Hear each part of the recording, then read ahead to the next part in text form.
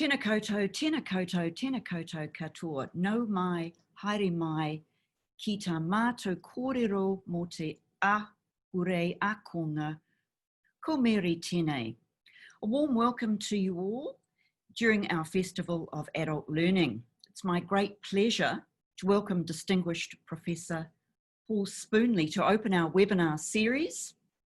Paul was until recently the Pro-Vice Chancellor of the College of Humanities and Social Sciences at Massey University, and is the author and co-editor of 27 books, the most recent being The New Zealand, Facing Demographic Disruption. He's also writing a book on the extreme right in Aotearoa.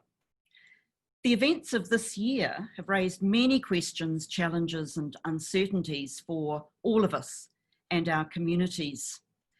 And we wanted to offer you some insights from one of our leading academics. So we're really fortunate to have Paul with us today to discuss demography, ageing and the future of work in the post-COVID-19 environment.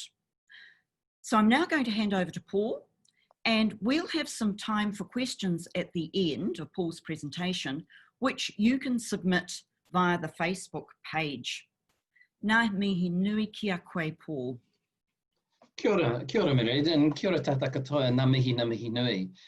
Thank you for the invitation. I've spoken to ACE before, and I think you guys are really at the core of some of the most important educational and community building initiatives that exist.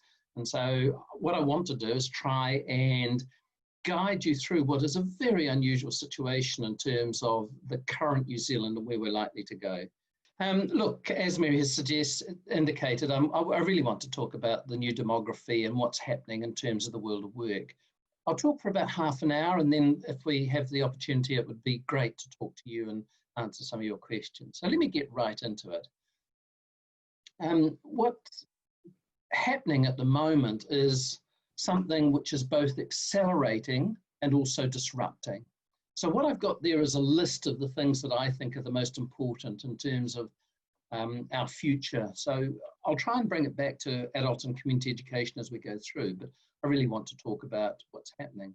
Obviously, we've got a major economic shock, and so some of the labour market changes that have been ongoing since the late 1980s, early 1990s have been accelerated by this, as it has also occurred during the global financial crisis. So we've got these two economic shocks for accelerating some of the changes to how we work.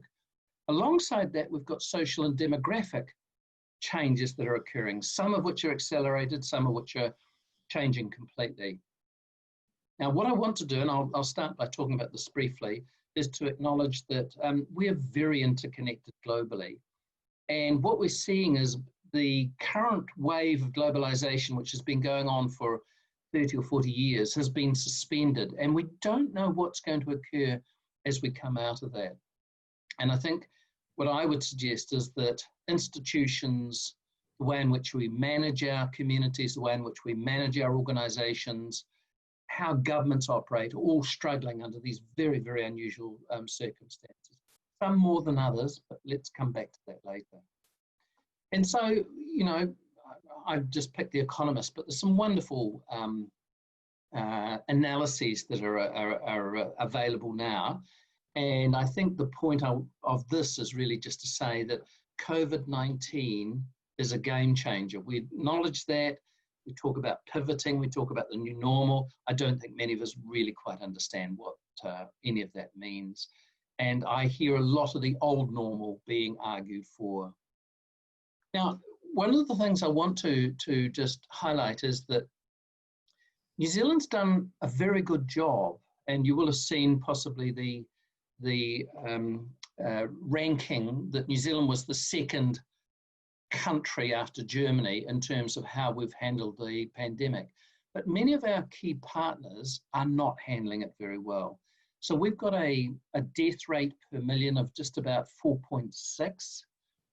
Some of these countries here, Australia's is now 28 and climbing because of Victoria.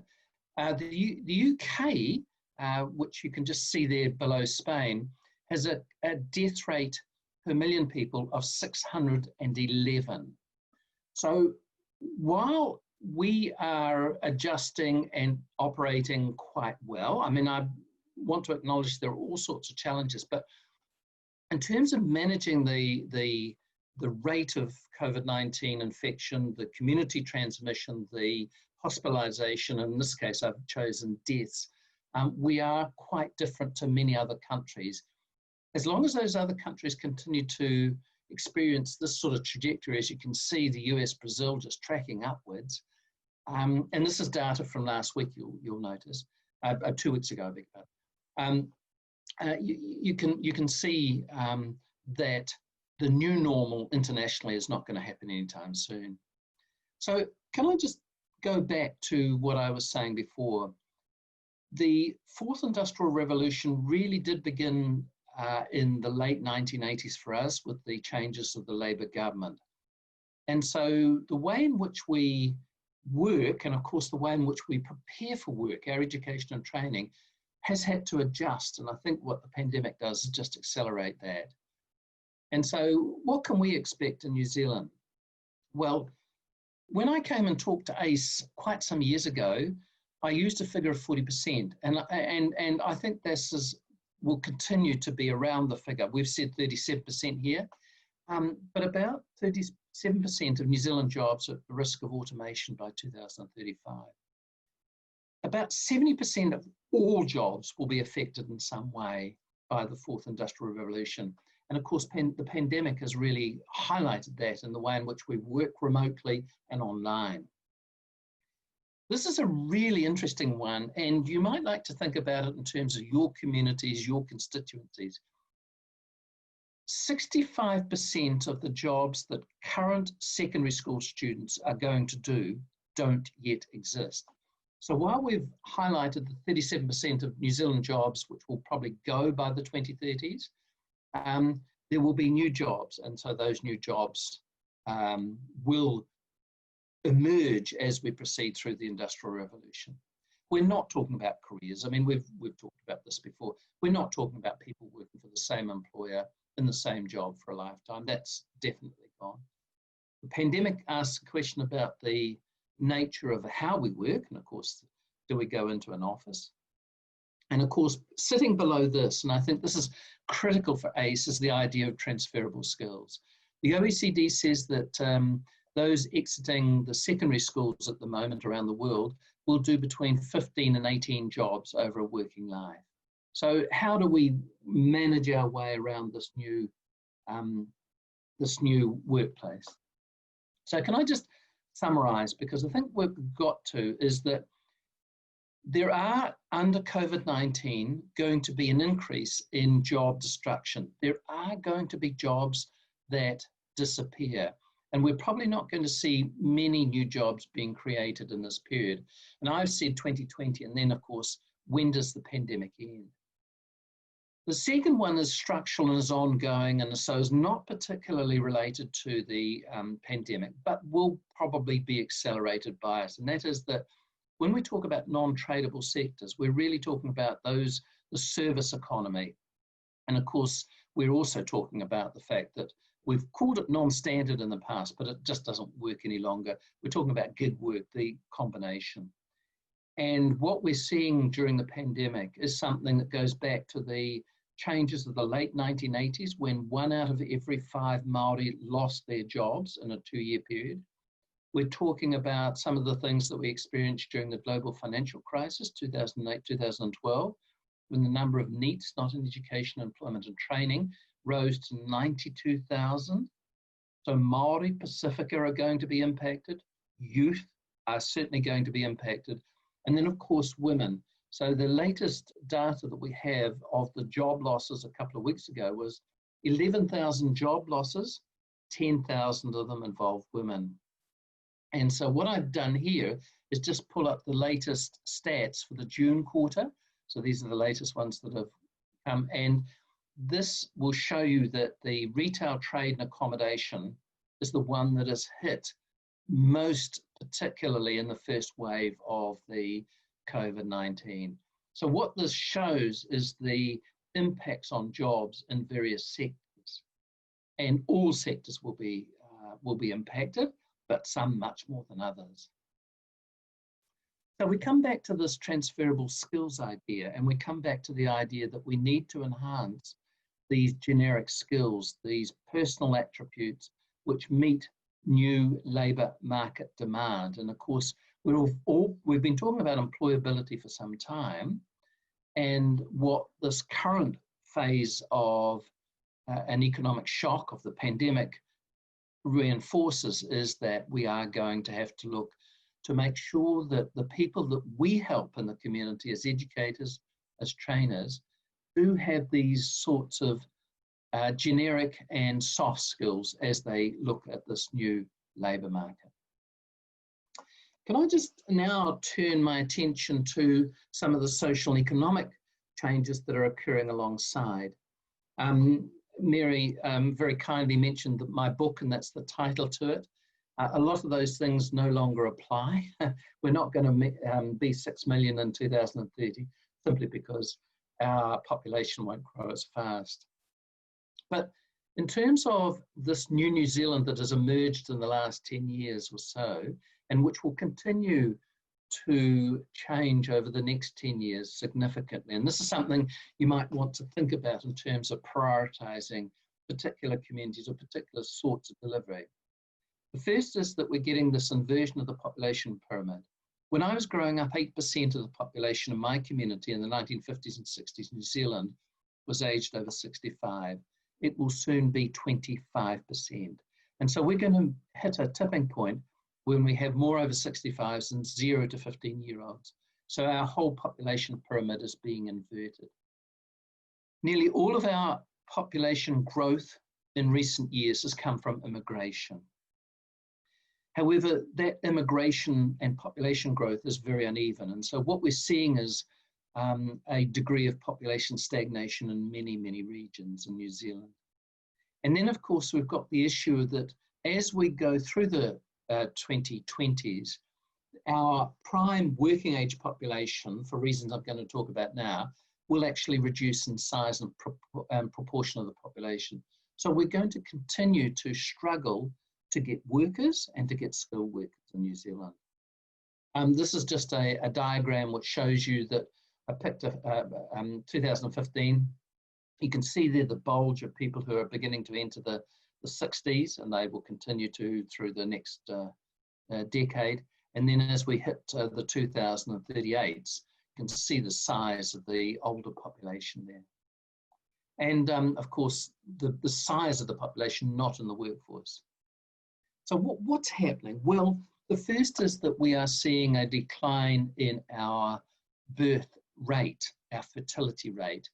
So when we had the baby boom, we had 4.3 births per woman. It is now down at 1.7. So 2.1 is replacement rate. So we're below replacement rate, which simply means the number of babies born last year in New Zealand is not sufficient to replace our existing population.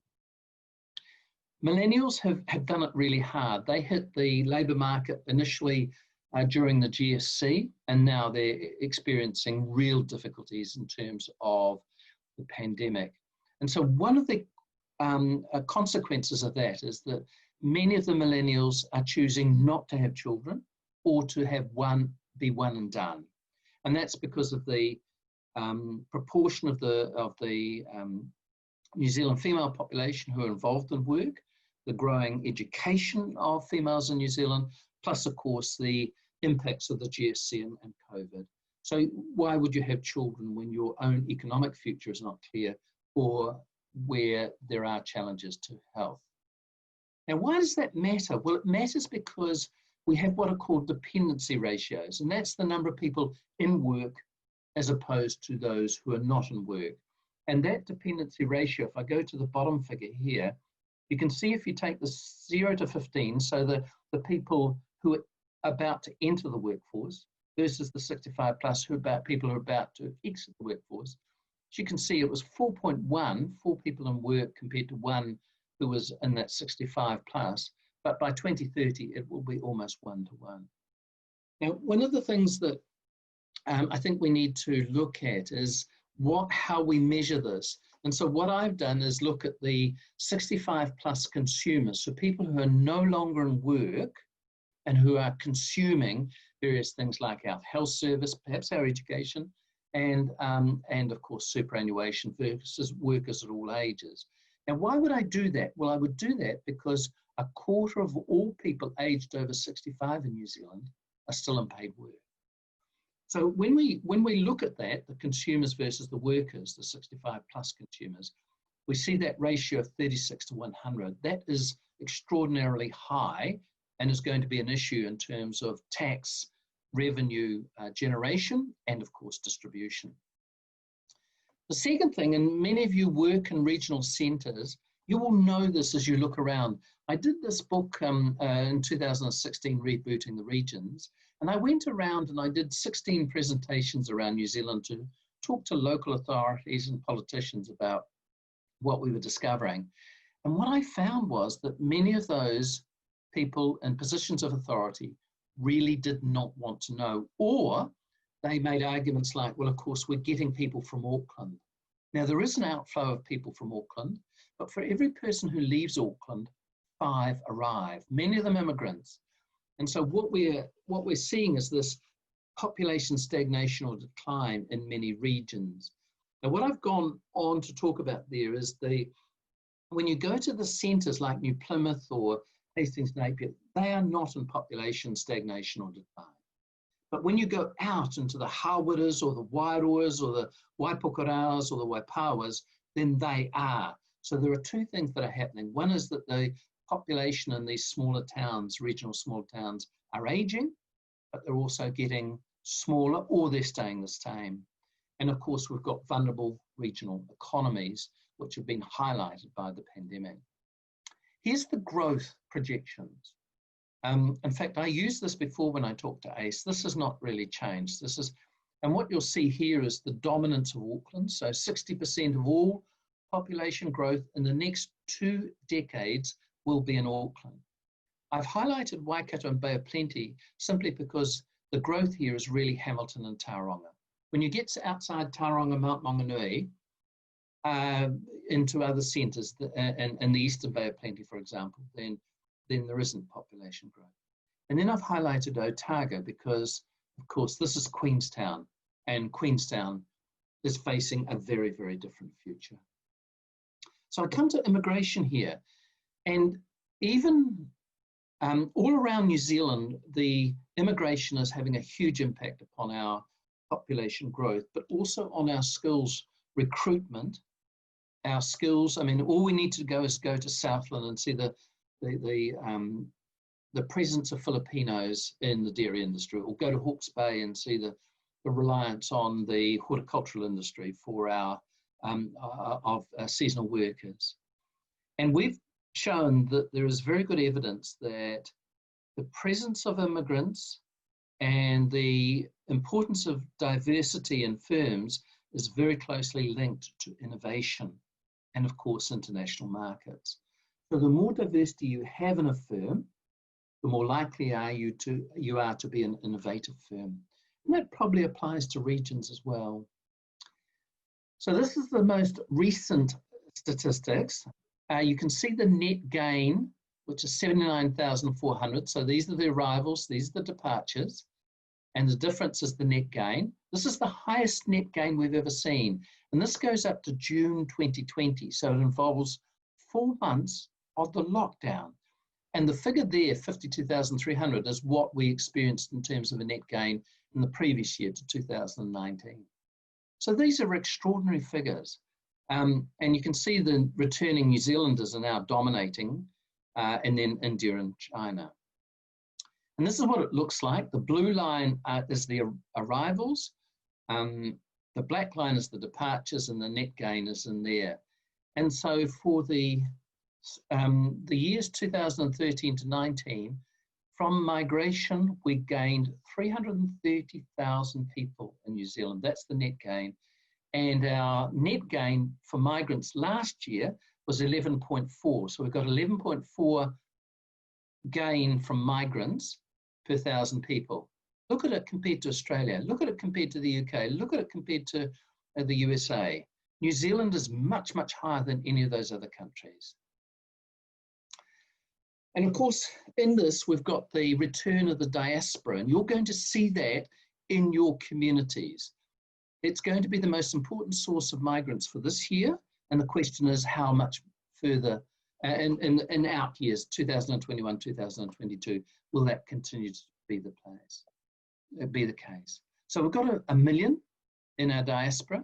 It's the second largest diaspora in the OECD. Our island's ahead of us. We're number 2. And of course, it rather depends on what's happening in those other countries and how comfortable economically and socially are New Zealanders living in those countries. Easily the largest group are in Australia, 600,000, and Australia has made it very, very uncomfortable for New Zealanders over recent years. So you're seeing the largest group returning to New Zealand are from Australia. Where will they go to? We're not sure. We think many of them will go to Auckland because of the size of the job market, but they will also go to regions. And so one of the questions I think we need to ask and answer is, how do we readjust, help them readjust to New Zealand?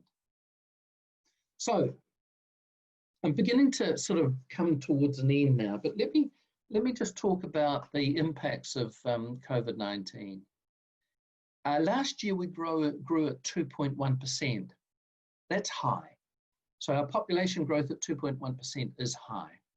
And of course, 75% of that came from immigration. So as immigration begins to drop significantly, we're going to get much slower population growth. So some of the things I talked about earlier, such as the population stagnation of regions, will become emphasized by what happens over the next year or two. Despite the halt to immigration, what you will see is a rapidly growing diversity amongst particularly younger New Zealanders. So here in Auckland, by the 2030s, we expect somewhere between 35 and 40% of the total population to come from Asian communities. Already for New Zealand as a whole, it is 15%. So 15% of all New Zealanders are Asian. And so through this decade, the Māori and Asian populations and Pacifica populations will continue to grow. The Asian and Māori populations will equal in size. So if you look around your communities, you will see this diversity. Obviously, aging will be a major characteristic of New Zealand. And I've already talked about regional population stagnation and decline. And then we will get, all of this will be emphasized by the fact that COVID-19 will delay fertility. We don't have data for New Zealand yet, but Brookings Institute in the United States recently reported they expect between 300,000 and 500,000 fewer births in the United States as a direct result of COVID-19. And so we should expect that same impact in New Zealand. I've been doing some work on social cohesion with Sir Peter Gluckman as part of Koitu, which is a new centre. We looked at social cohesion in the first wave of the pandemic. New Zealand reacted in terms of cohesion, in terms of compliance, extremely well. It's not been so apparent in the second wave, and people are, I think, just a little over it, but it's still much higher than most other countries. If I can give you an example, in terms of doing non-essential shopping, between pre-COVID and post-COVID, 87% of New Zealanders stopped non-essential shopping. And that compares with figures like 37% or 48% in countries like Australia, the USA, and the UK. So we were very high compared to most other countries. How do we know this? Well, it's very interesting. We use the data available from Google Maps, and using your cell phones, we can tell what people do in terms of various activities. Very interesting. And if we want to understand what's happening in New Zealand, Statistics New Zealand has a website called COVID-19 Statistics and Impacts. It has some material there on social behaviour, social change, economic change. Very, very interesting. And of course, what we're seeing is that the nature and structure of our communities is being changed by COVID-19. I've talked already about the disengagement, and that sounds as though it's an option. It's not. It's a forced disengagement of Māori Pacifica women and young people. And in terms of retraining, upskilling, anticipating what I've been talking about this morning, the fourth industrial revolution combined with the pandemic impacts, we really do need to spend much more time talking about their education. What are we going to be doing in the 2020s to address some of the issues I've talked about this morning and get those communities back into employment? There is the new unemployed. It's the Air New Zealand pilot who's now working as a checkout or a stacker at a supermarket. The job destruction is going to be significantly enhanced or accelerated by what's happening. Now, can I just make it clear that that job destruction has been going on for some time? It is not new. The intensity and the scale of it will be new. So how do we retrain and upskill? What do we need to do? And I think we need some very new thinking here. I think there are other educational and training issues or challenges or opportunities that I would certainly commend to you, the ACE sector. I do a couple of talks a week about various things, families or fertility or whatever. And one of my biggest clients, and I put that in quotation marks, has become U3A and Probus. You know, that sort of older generation, which now will comprise about 25% of all New Zealanders, we really do need to think about their educational and leisure requirements.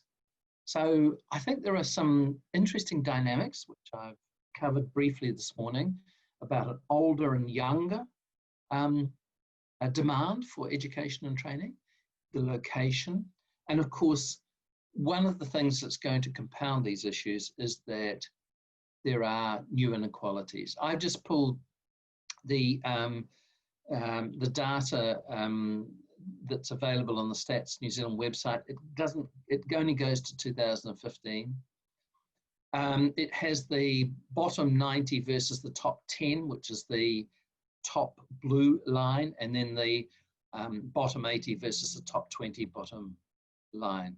What that shows you is that inequality, particularly since the reforms of the Labour government in the 1980s, has really taken off and has become a major characteristic of New Zealand society. And you can see that there are two reasons for showing you this. One is the overall long-term trend, so it's continuing upward. But you'll see a spike during the global financial crisis. You can see there between around 2010, 11 and 12. That will be repeated again and possibly might be greater in terms of the pandemic at the moment. So this is my final slide. I think there are we've got to anticipate some very significant changes, both ongoing, demographic, and in terms of the labour market, which are ongoing, but which have been accelerated by COVID-19. The COVID-19, how long is it going to be around for? I was saying to Mary before we came on air that I get a little frustrated that everybody wants to open up our borders. Our borders are our vulnerable part of our COVID-19 management. And as soon as we open those borders, we increase the risk. And some of the European data in particular, coming from the travel industry, has been looking at this in a way that's quite interesting. So, for example, British Airways is not anticipating a return to international travel, the sort that we know it, until 2023. Some of the other analyses suggest 2024, and that's because we want to look at the management systems of countries. So New Zealand's done quite very well, as you heard about the death rate earlier. But other countries that we work with are not doing so well. So what we've got to do is think about how we manage COVID-19 in New Zealand, how other countries, do we open up to China, for example, and allow Chinese migration to come back? How are they dealing with COVID-19? And then there are the requirements in terms of international travel. So there are detailed requirements at the moment. You can't get on a plane without a valid travel document like a passport. So what is it going to look like in terms of COVID-19?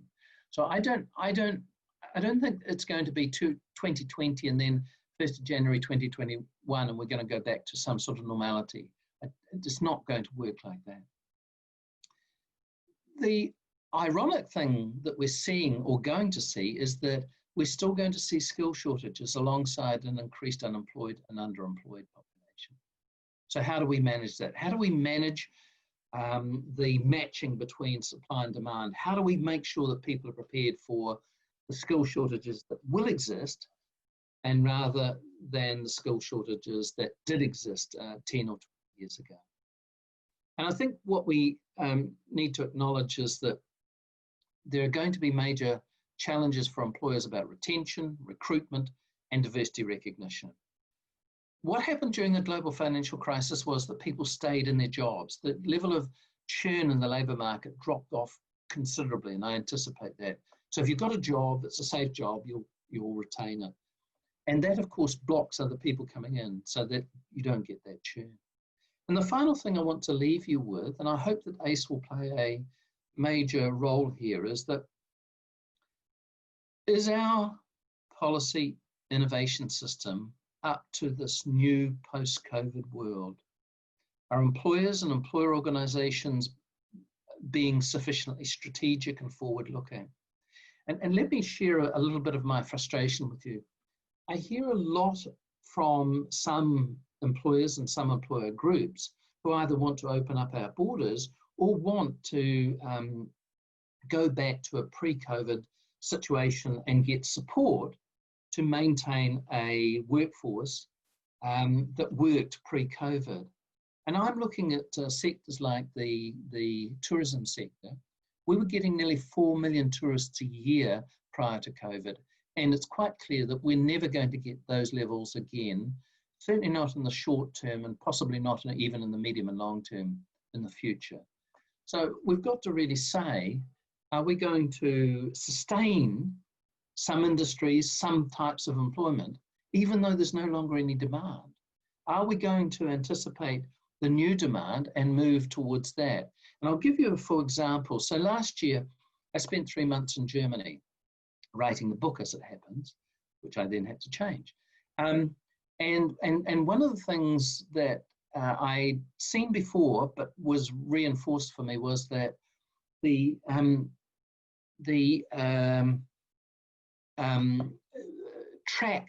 test track for Volkswagen, which is at Wolfsburg, which is near the railway line, so you can go and have a look at it, that on that test track, most of the cars and trucks didn't have drivers. So it's a very, for me as a baby boomer, it's a very challenging thing to think about. But what happens when we get driverless vehicles? Now, what I didn't understand until I was in Germany last year is that there are already autonomous trucks on the German autobahns. So I suspect that's not very far away. And then how does that impact upon our employment and our work in New Zealand? So those are big, big, chunky issues that we've got to deal with. And I just wonder whether or not, given what we're experiencing during the change to the fourth industrial revolution, combined with demographic change, combined with the pandemic, whether we're getting the sort of innovation, and particularly policy innovation, that we need. Kia ora, Paul. Thank you. I've got a question here.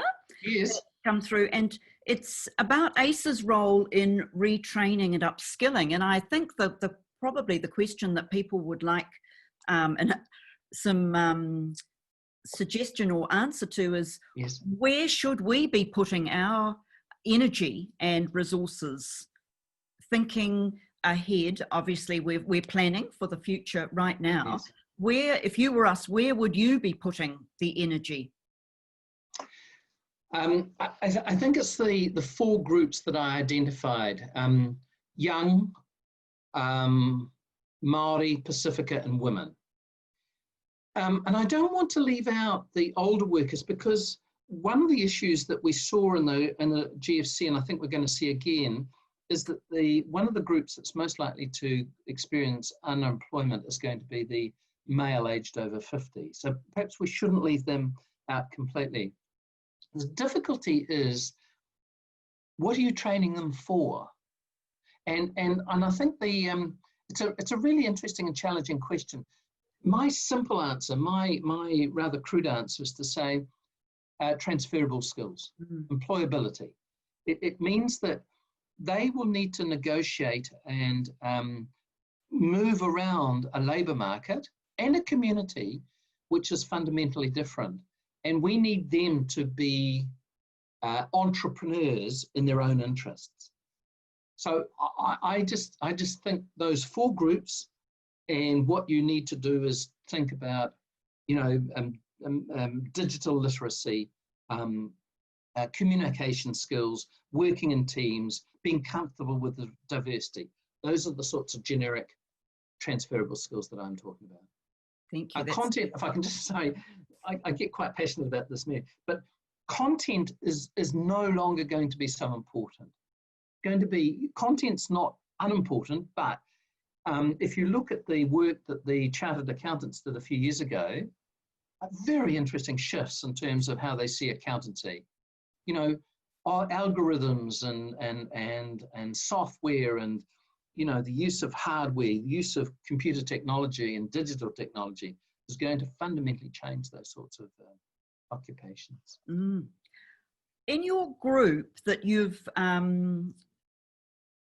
joined to look at the issue of social cohesion, have you had an opportunity to talk about the implications for tangata whenua with the change, the huge change in demography and diversity, and the impact of tangata whenua?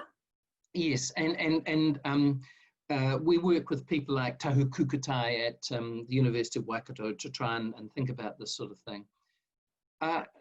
I think we undersell the importance of the Māori economy, so we tend to overlook that. But what we've got is household intergenerational under or unemployment in Māori households. And that's a cycle that needs to be broken, because we know what the consequences are. We know about the implications for offending or drug use or suicide. So the thing that I think is most important is getting people economically engaged in a job, which gives them an income and some satisfaction.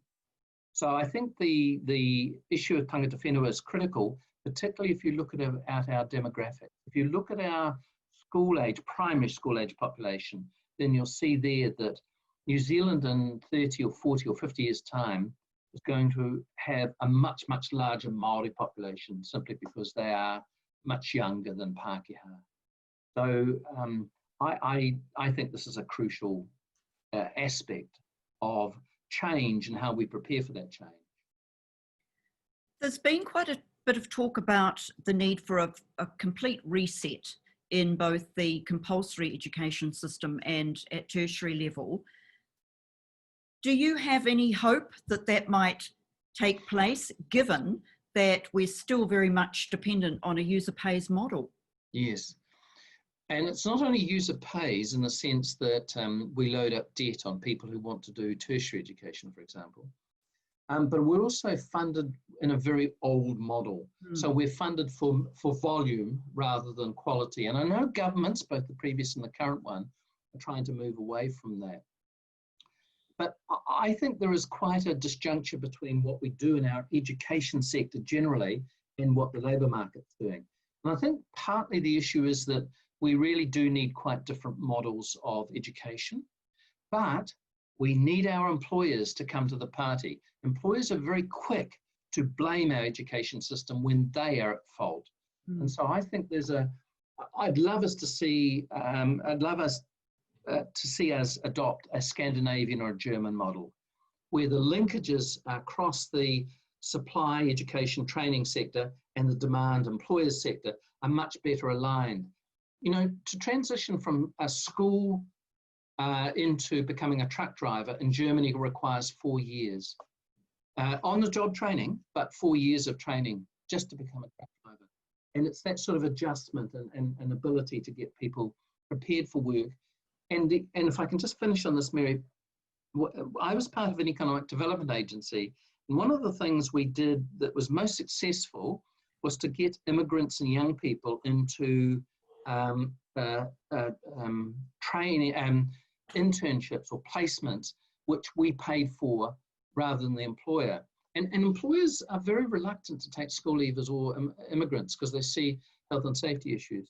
And when we placed them there for, let's say, 3 months, the employers would come back and say, boy, these immigrants are pretty good workers, aren't they? Or these school leavers are pretty good workers. So we've got to get over some of those barriers in terms of transitioning out of education into employment. Well, I think that we've used up all our time. We'd love to have you for much longer. We could go on and on and on. Paul, I want to thank you for all the insights that you've offered us today. I think as a sector, we've always prided ourselves on our nimbleness and flexibility and our innovation. And we certainly, I think we showed that during the first lockdown, because we had to really innovate and get online very quickly, and people did very well. But it really, really helps us to have some really solid content to help us with our planning and to make sure that we're heading in the right direction. So I really want to thank you and wish you all the success with the new book. And I hope everybody's going to rush out and buy it, because obviously it's going to just hit the button. I want to thank everybody for being with us today and for participating. And just to let you know that the video of this webinar will be available on the Facebook page. So if people weren't able to watch it today, it will be available later. And thank you to everybody. Ngā mihi nui, he kona. Thank you.